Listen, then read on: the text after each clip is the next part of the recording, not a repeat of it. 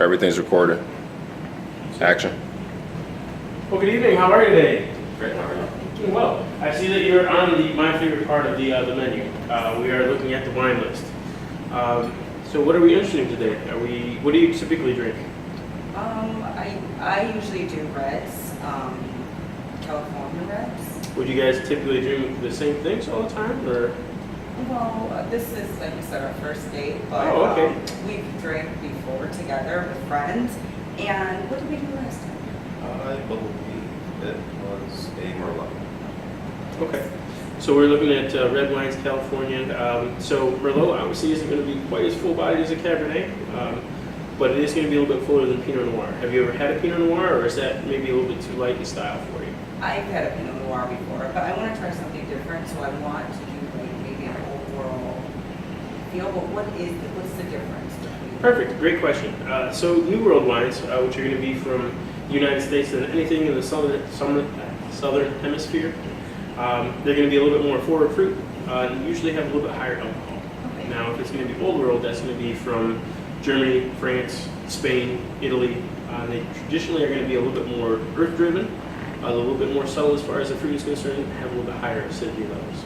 Okay. So quite honestly, they're perfect pairing for food. They go a little bit better than the New World. Okay.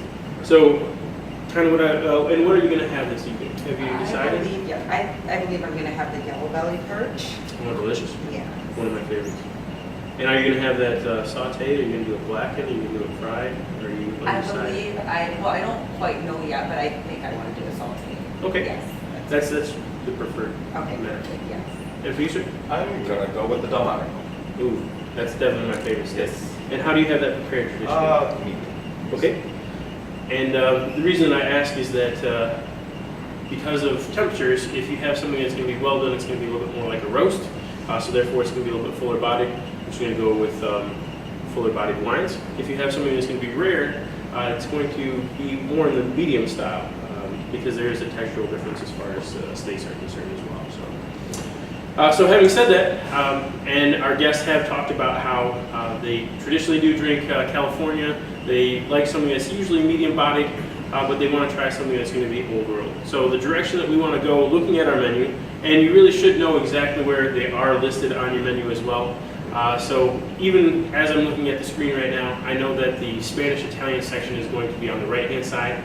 It's going to be the third column down. So when I was looking at the chit, which I got from our hostess, Christina, it mentioned that Katie was the one who made the reservation. At this moment, Katie is also the person who has kind of started the initiation of what kind of wines that we wanted to have. So if you do want to lean over a shoulder, I would probably stay right here and kind of show it. As the gentleman can also follow along. You could also say, well, one of my favorite wines, and we're going to be in the Spanish and Italian section, so it's going to be the third part down here on the right. So that way you're kind of guiding both of them.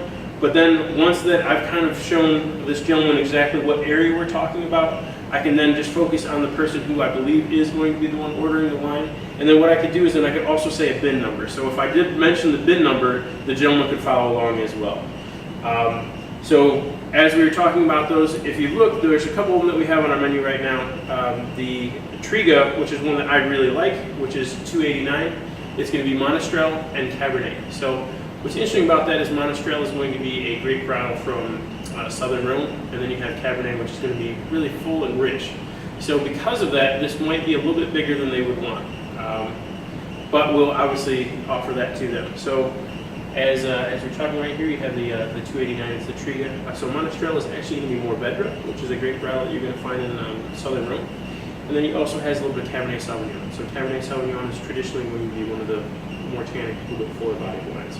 But because it has a little bit more of the Mourvedre than it does the Cabernet, it's going to give you almost that same texture of a Merlot, but it's also going to have that beautiful kind of fruit that you'd see in California, but then it's also going to have those earthy characteristics that you would find out of an Old World wine.